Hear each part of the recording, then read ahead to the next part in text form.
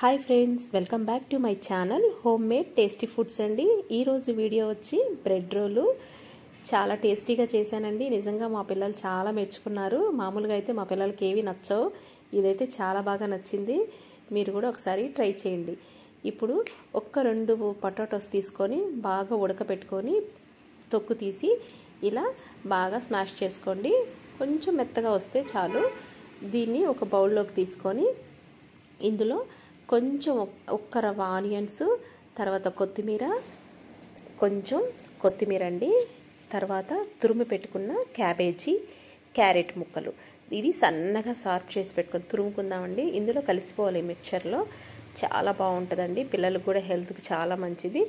ఇప్పుడు దీంట్లో కొంచెం సాల్ట్, తగినంత సాల్ట్ తీసుకుందాం. అలాగే పసుపు ఒక్క చిటికెడు చాలు. ఇప్పుడు కొంచెం కారం, ఇప్పుడు పచ్చిమిర్చి తీసుకోలేదండి, పిల్లలు తినేది కదా, కొంచెం స్పైసీగా ఉంటుందని ధనియా పౌడర్ 1 స్పూన్.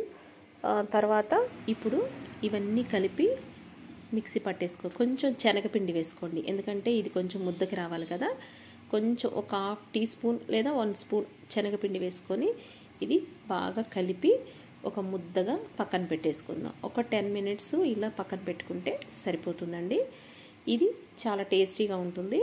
ఇప్పుడు చూడండి, ఇలా గట్టిగా కొంచెం వాటర్ లేకుండా కలిపి పెట్టేసుకుందాం.